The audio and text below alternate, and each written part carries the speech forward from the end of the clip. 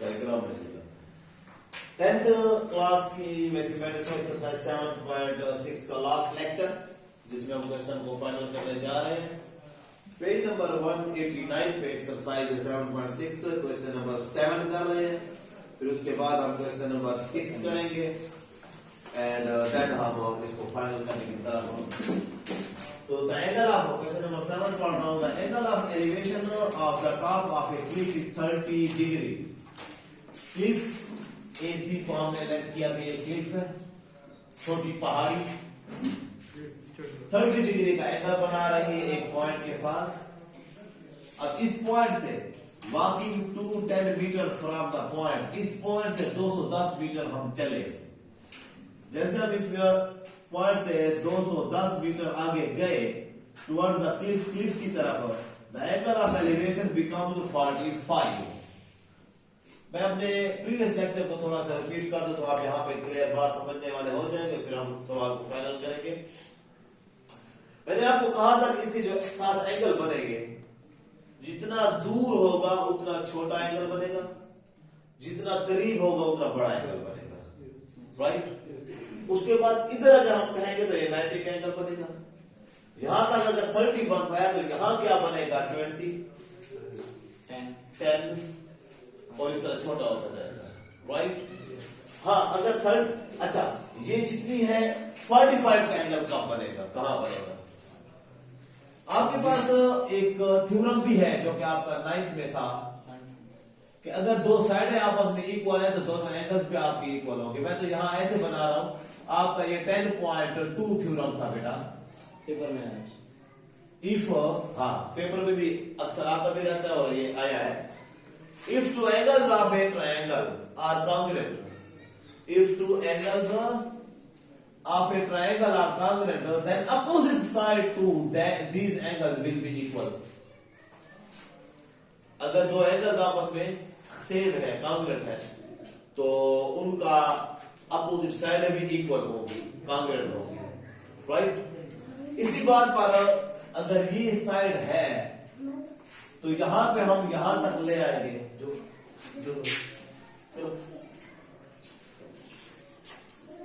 यहां पे आपका 30 का एंगल बन रहा है। अब क्वेश्चन को मैं टैली कर रहा हूं आपकी इस थ्योरी और शेप के साथ। वॉकिंग टू 10 मीटर, अब आपको पता नहीं कि 210 मीटर कितने तक है, लेकिन आप मेरी इसी डिस्कशन से लेट कर लेंगे कि वॉकिंग टू 10 मीटर 210 मीटर चलने फ्रॉम द पॉइंट, एंगल आप कितना बन जाएगा? The angle of elevation becomes 45। आप उतने तक जाएंगे कि ये साइड 45 और ये साइड आपस में इक्वल नजर आए। अगर आप ये दो लाइनों पर आपको पेज पर नजर आता है, अगर आप ये दो लाइनों पर हो तो ये आपस में बराबर है। अब आप इसको बराबर नहीं कह सकते बेटा, ये इक्वल हो सकता है, ये इक्वल नहीं है, ये इतना आप अंदाजा इक्वल, मैं ये नहीं कह रहा हूं सेंटीमीटरों पर बनाए, अंदाजा आप बनाएंगे। तो ये आपका यहां तक 210 मीटर आप चले। अब एंगल को आपने देखा, जो मैं कह रहा था, यहां से मुझे 30 का एंगल नजर आ रहा है। फिर जब मैं इतने तक आया तो अब मैंने देखा तो 45 का, तो वहां से यहां तक का डिस्टेंस 210 मीटर है। ओके, 210 मीटर ये टुकड़ा है। अब जो हम इसका एंगल बनाएंगे, डॉटेड लाइन और शोक लाइन से एक और बना लेंगे, लाइन ले लेंगे, ये 45 का एंगल बन रहा है। ABC वो हो गया, तो इसको D का नाम दे देंगे। हमने फाइंड क्या करना है? आखिर में कहते हैं find the height of the Cliff. Cliff की हाइट फाइंड करनी है, हमने ये AC फाइंड करना है। वो जो मैं A के सामने A, B के सामने B, C के सामने C देता था, वो भी आज नहीं दे सकते। क्यों? आप A के सामने A देते हैं तो A ये टुकड़ा भी है, ये टुकड़ा भी है, ये सारा भी है। B के सामने ये भी है और वो भी है। C के सामने आज गड़बड़ है। तो आज हम लाइनों को या साइडों को क्या नाम देंगे? पूरा पूरा, जिस तरह आप ज्योमेट्री में देते हैं, AC, AB, BC, BD, right. अब पूरे सवाल का पहले आपको मैं निचोड़ बता दूं ताकि आप तरतीब से उस पर माइंड बना लें, फिर मैं स्टार्ट करता हूं। हमने ये AC फाइंड करना है, height of the Cliff find करना है, और हमें इसका कोई भी साइड नहीं दी हुई है।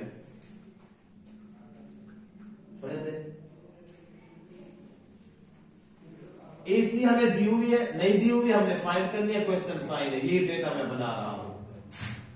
ये भी हमें साइड नहीं दी हुई अगर हम 45 को यूज करें। अननोन है, और बीडी दी हुई है, उसका हमारा यूज नहीं है, बीडी का कोई यूज नहीं है, क्यों? वो किसी के साथ नहीं है। हमारा एंगल 90 बन रहा है, ये सी वाला। हमारे पास दो ट्रायंगल्स 90 के बन रहे, right angle triangle A B C. एक ये राइट एंगल है, दूसरी ए बी सी। ये जो तीसरी ट्रायंगल बन रही है ये वाली ए बी डी, ये राइट एंगल है, और साइड ये वाली 210 दी हुई है जो कि उसी तीसरी की है। और हमारे ट्रिग्नोमेट्रिक रेशियोज के फार्मूले राइट एंगल पर लगते हैं और ट्रायंगल पर नहीं लगते हैं। ये अब तक की मैंने आपको लेक्चर या सिचुएशन बता दी। अब मैं आ रहा हूं सोल्यूशन की तरफ। इस क्वेश्चन को मतलब उनके साथ आप नहीं सॉल्व कर सकते, रिलेटेड नहीं है, नई चीज है, तो अब आप आ जाए। Here AC is equal to question sign जो कि है हाइट ऑफ द फील्ड। होगी बात? आप इसको x का नाम दे देंगे जो आपने फाइंड करना है।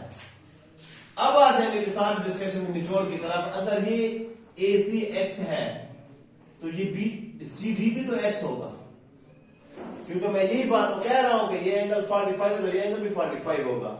जब अपोजिट एंगल्स बराबर है तो ये साइडें बराबर होंगी। हम इतने तक रुके क्यों हैं? हम आगे क्यों नहीं गए?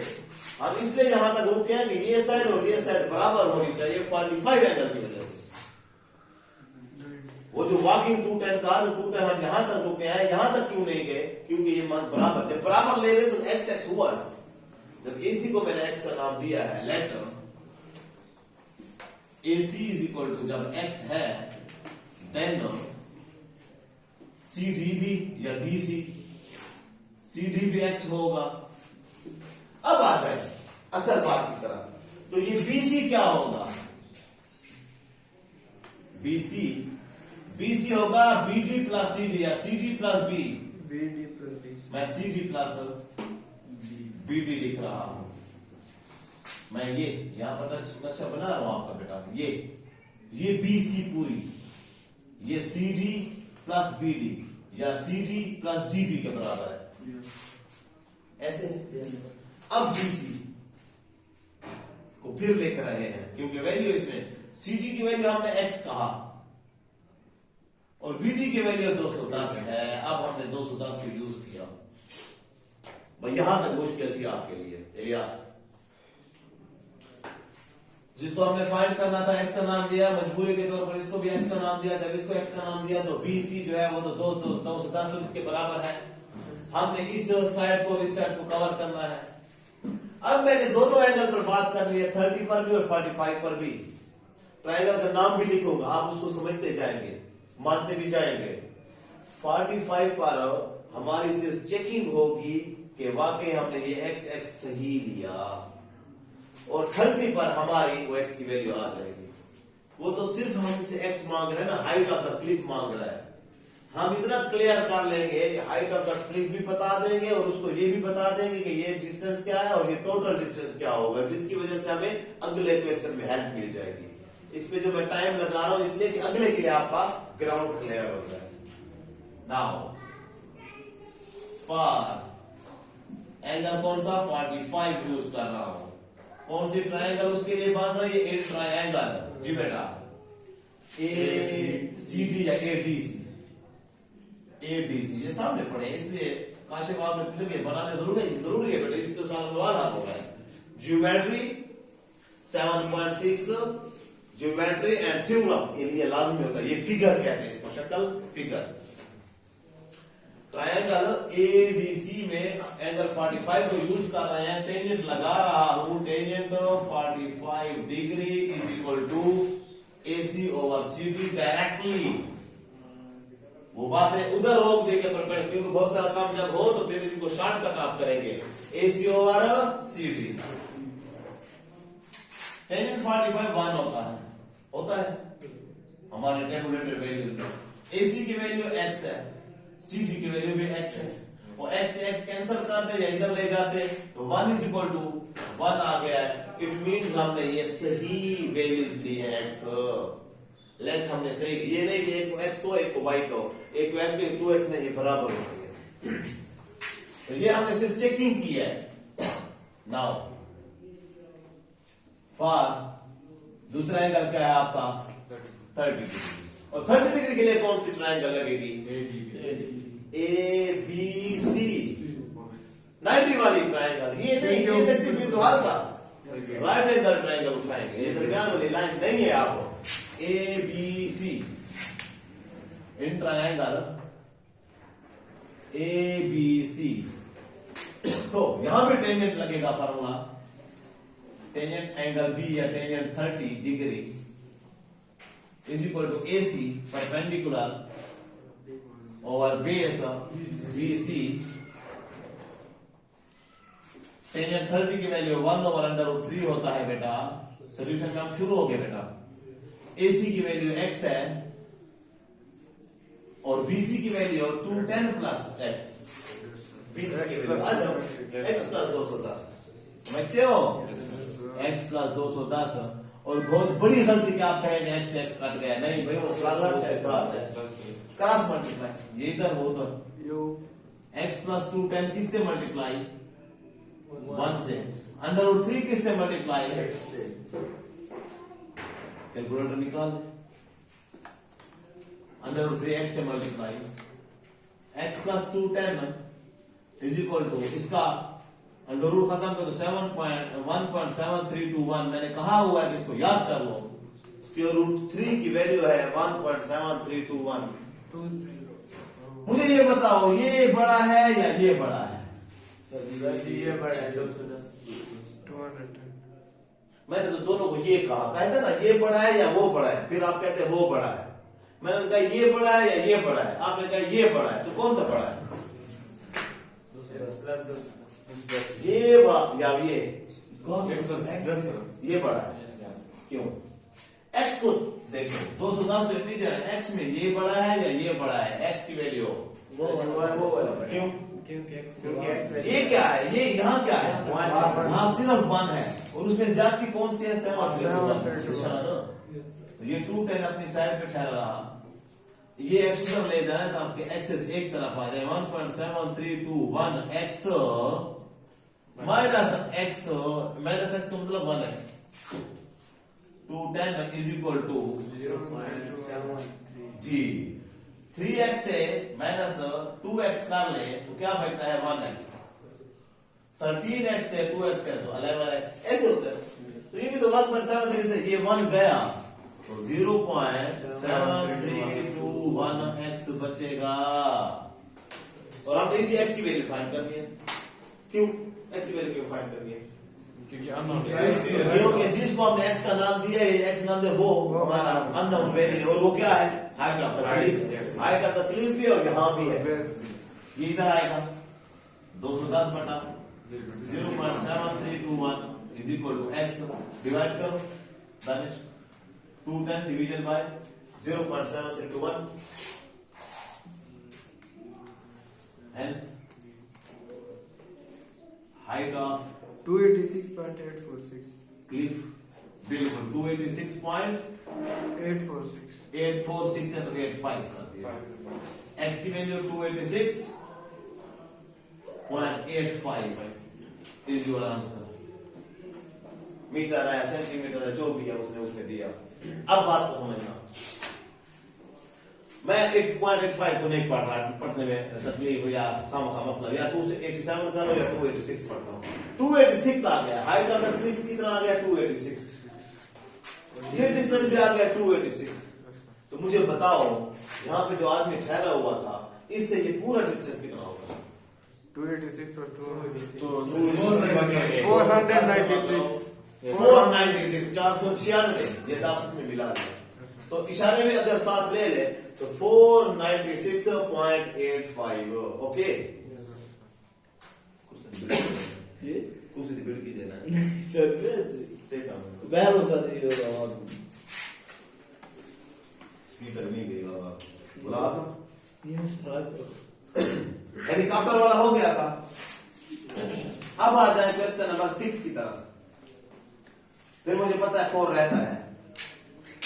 6 को सीखने के लिए आप लोग जिस पर मैं बातें करूंगा है लेंथी, लेकिन इस जैसी एग्जांपल है आप मेरे साथ हैं?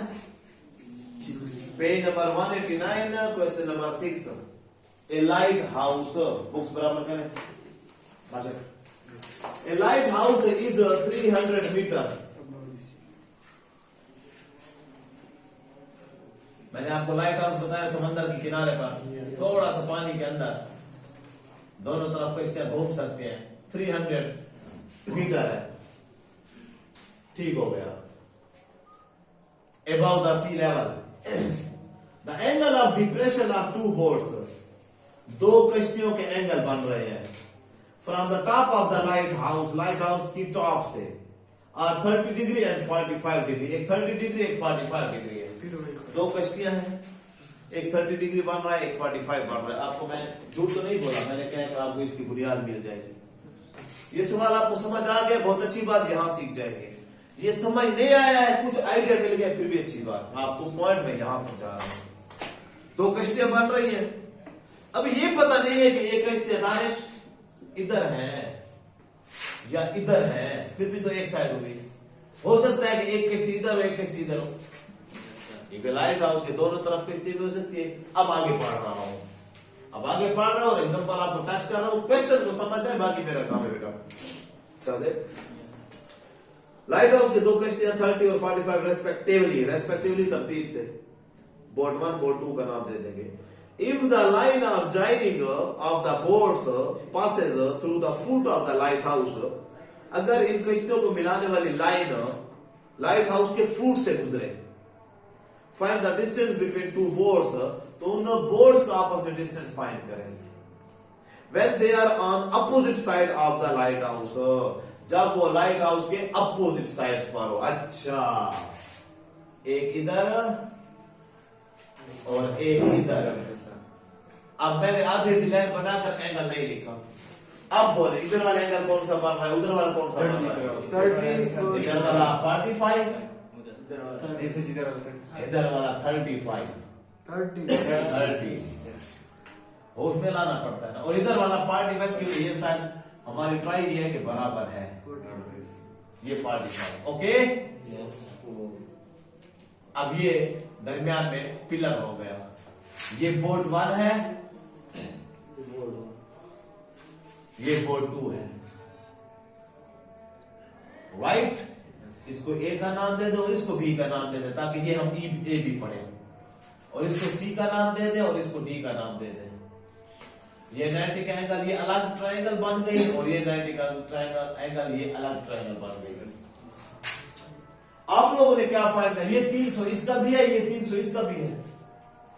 ये थ्योरम में मुझे मदद देगी कि थ्योरम में फिर मैं आप लोगों को यही बात बताऊंगा कि ये दोनों की साइड कॉमन है। A B is equal to A B हम लिखेंगे, 9th में भी आप लोगों ने लिखा हुआ है, जिन्होंने थ्योरम को टच किया। बाद स्कूलों में टच नहीं किया थ्योरम को। जी बेटा, अब इसको यहां पे मैंने रोक दिया। अब मैं पढ़ रहा हूं पेज नंबर 188 पे एग्जांपल 22। इतना लिखी page. A lighthouse is 300 meter above, वो 300 है। Angles of depression of two boats from the top of the lighthouse are 30 and 40, वही angles हैं। Yes sir. If line joining the passes through the foot of the lighthouse, find the distance between boats, the boats का वही distance find करना है when they are on the same side। अब वो same side पर है, क्या बदला? वो उधर नहीं होगी, यहाँ पे ये शक्ल बनेगी। ये 300 होगा, ये 45, ये ओके। अब आ जाए, जब सवाल मैं खत्म कर लूंगा ना, फिर आपको कहूंगा सेम साइड पर क्या होगा और यहाँ पे क्या होगा। अब आ जाओ मेरे पास, ये भी आपने फाइंड करना है, ये भी फाइंड करना है। इनका डिस्टेंस ये होगा सामने, जो अभी मैंने इतना बड़ा लिखा। Here A B is equal to 300 metre and हमने वो सी डी फाइंड करना है। और सी डी है क्या? सी डी है C B plus B D. मतलब नहीं आ गया? C B plus B D सारा सी डी के बराबर, ये हमने फाइंड करना है। हमने ये फाइंड करना है, लेकिन कर ये सकेंगे, इन दोनों को फाइंड करके जमा करेंगे। Okay, first for angle 30 degree in triangle A B C, या ए इन ट्रायंगल ABC में tangent 30 degree AB over BC, tangent 31 over √3 is equal to AB की वैल्यू 300 over BC फाइंड करना है। BC 1 के साथ मल्टीप्लाई 300, कैलकुलेटर रेडी है बेटा, √3 उस 300 के साथ मल्टीप्लाई BC नरेश 300 मल्टीप्लाई 1.7321 बार बार यूज हो रहा है, मैंने कहा BC is equal to 300 को 1.7321 से मल्टीप्लाई करो। अरे 519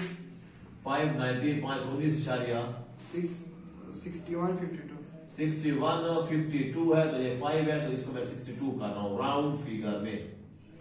राइट बॉयज, ये कहां पे लिख सकता है? यहाँ पे। इस पेन किसी और पेन के साथ लिख दो ताकि आप लोगों को 519.62। राइट बॉयज, अब आ जाओ नाउ फॉर BD भी हमने फाइंड करना है। BD is equal to question sine in या फॉर एंगल कौन सा यूज कर रहे हैं? 45 degree triangle in triangle ABD tangent 45। अब तो एंगल अलग अलग है ना। AB परपेंडिकुलर है ओवर BD। अब ये फॉर्मूला बनेगा, टेंजेंट 45 1 होता है, AB की वैल्यू 300 है ओवर BD की वैल्यू फाइंड करनी है, डिवाइड और इधर मल्टीप्लाई हो गया। BD इज इक्वल टू, आपको पहले से अंदाजा था कि ये 300 आएगा। कैसे अंदाजा था? क्योंकि 45 है और 45 बराबर तो जितना ये है उतनी ये होगी। हाँ, उसका मसला था तो ये आपका 300 यहाँ पे आ गया क्योंकि अपोजिट साइड्स पर है। मैं यहाँ ठहरा हूं, काशिफ है, फिर वो उस्मान है। अगर मेरा उस्मान का डिस्टेंस फाइंड करना है, मुझे ये और वो पता है। काशिफ से मेरा डिस्टेंस 5 फुट है, उस्मान का 10 फुट है, हम अपोजिट साइड पे हैं तो 5 + 10 करेंगे 15 फुट आ जाएगा। ठीक हो गया। और वो उस्मान 10 फुट का जो डिस्टेंस है काशिफ से, वो इधर मेरे बैक पर आ जाएगा। यहाँ पे ठहरा हूं, मेरा 5 फुट का है डिस्टेंस, एक ही साइड पे और वहां पे ये 10 फुट का है। अब मेरा उस्मान का कितना होगा? अब 15 नहीं होगा, 10। अब उस पूरे से उसके उस्मान वाले 15 से मेरे 5, ये जो मेरा डिस्टेंस ये वाला है, माइनस कर लेंगे तो 10 हो गया। समझते हो बात को? यही चीज है। क्या हमने फाइंड करना था? CD is equal to CB plus BD। Opposite side की वजह से जमा करने हैं क्योंकि दूर हो गए वो और इसके फुट से गुजर रहे हैं, उसकी सारी बातें क्लियर। CB की वैल्यू आई है 519 प्लस का 300, बिल्कुल 819 हो जाएगा क्योंकि पूरे से पूरा ऐड हो गया। 0.62 मीटर आंसर। कैलकुलेटर पर मालूम करके बता सकते हो मुझे कि जब आप सवाल करेंगे, जो एग्जांपल आपके जिम्मे है बेटा, ऐसे है यही 300, इधर आपका 45 का एंगल हो, यहां पर 30 का एंगल हो और ये 300 है, ये भी आप फाइंड करेंगे, भी फिर यहां भी वही आएगा। ये पूरी साइड 519.6 जो आएगा और ये आएगा 300। तो आपने तो ये फाइंड करना है क्योंकि बोर्ड से यहां पर होंगी बेटा। तो 519 से 305 सब्ट्रैक्ट करेंगे तो क्या आ जाएगा? 219.62 219 कर लेंगे। आप एग्जांपल को पूरा खुद कर लेंगे, 2 क्वेश्चन को तो आप लोगों ने गेन किया है, समझे?